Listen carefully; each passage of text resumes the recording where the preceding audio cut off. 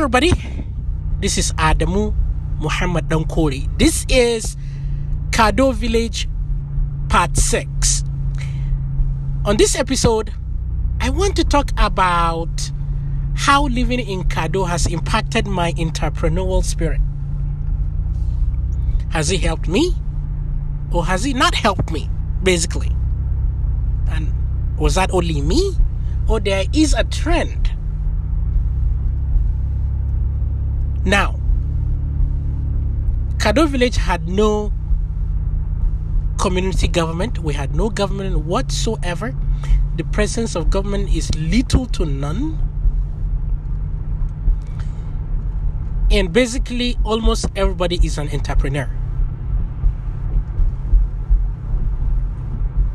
Literally, almost everybody, men and women, were entrepreneurs. They have some kind of business. That is why having government actually kills business, potential businesses, and starve those that are able to survive under government. Really, you need to see this. If you are not familiar with the terrain in Nigeria, and I think most of Africa, go to a rural place. Go to a place like outside of the major cities of Lagos, Abuja, Port Harcourt. Go to rural places, mostly comprising of Nigeria. Nigeria is mostly made of rural places. And then see for yourself. Go to a house. Go to north. I'm familiar with the northern part of Nigeria. Go to north. Go to houses of people and survey them for business. What do you do for a living? Almost everybody, even children, have some kind of business, either helping their parents or their own.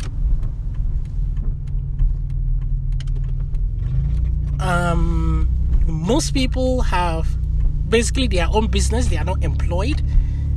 That's kind of how the thing is, because it's not Nigeria is not industrialized. These villages are not. So you don't have like a big company employing people. No. Everybody is doing something as a business. Literally, only few are not. And those that are not is because they have support somewhere, or they are disabled or something like that. Even the disabled people go out and beg in the north. They don't sit in their house collecting government help. Now, why am I saying all this? I want to draw the contrast, or kind of argue against those who are for businesses and then for government. You can't want to go to north and tell people to go to south. Those are contradictory, right? Okay. While I was in Kado, let me tell you, when my mother was around, because for many years, at some point in my life, my mom wasn't around. When she was around, when we first moved to Kado, after like a year or two, she was the business person and I am the seller. So she would do stuff for me and I'll go sell it. So for example, I sold cassava. I'll go buy it in the morning. I will come back, she'll cook it, and I'll take it and sell it. Now in that same house, all the men work. They go out to work somewhere. Like my dad, he was a tipper driver, so he goes out every morning and go and work. The men go out.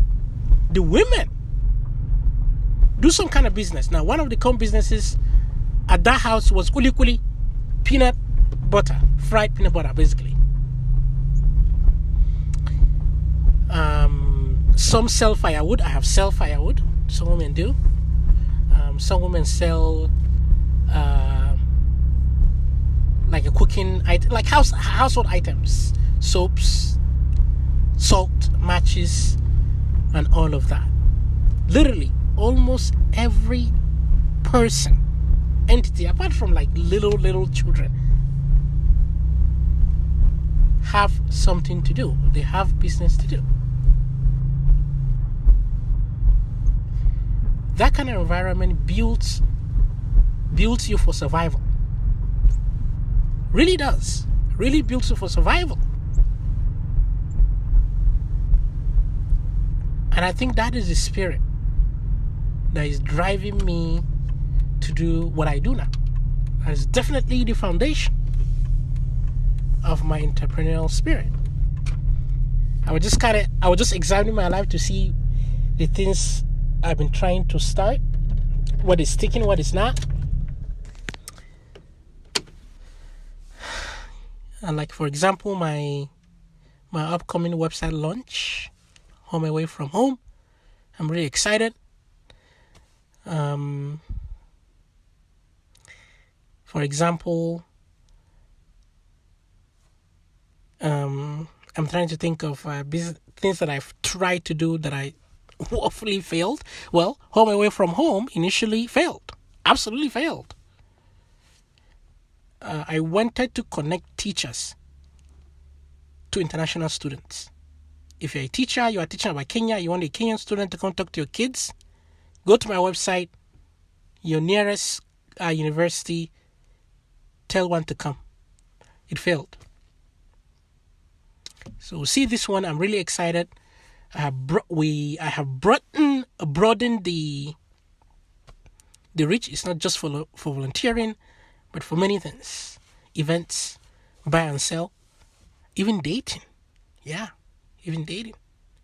How to survive someplace else. Also, if you're a native, you could showcase your ancestry and do these things. Connect with your ancestry people as well. Really excited for it.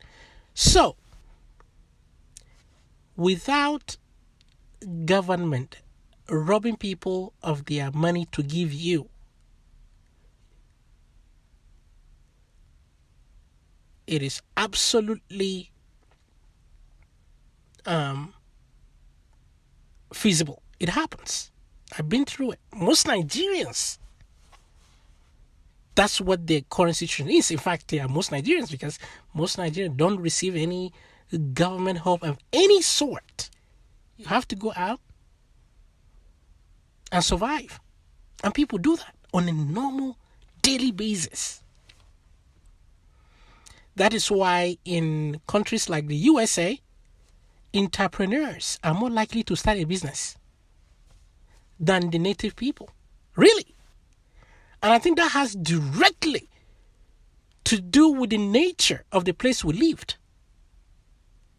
Most of the places that I lived for many, many years, there's no one to force anyone to help me. I have to get out. My parents have to get out and survive. Now, our collectivism doesn't allow us to industrialize, but we find something to survive. I went to my mother's village. Everybody was a farmer. Everybody. The women sell food, knit mats, do even mattresses. The women also farm as well. Like everybody has something doing.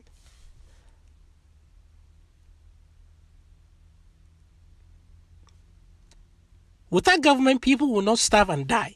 No, they won't. They will actually get up and try to live. And it's a lot much more peaceful. When no one is trying to grab power to impose their will on others. People live a lot more peaceful.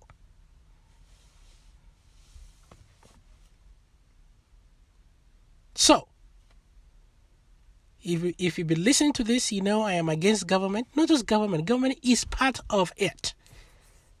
I'm against all violence, be it in culture, religion, family, and 100% government. So if you are scared how life is going to be without government,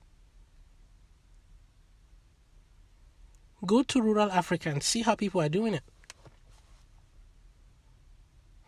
Thank you very much for listening. If you like my podcast, please feel free to rate me, share. If you have criticisms, any addition, anything, feel free to comment below. Thank you very much, and I will see you soon.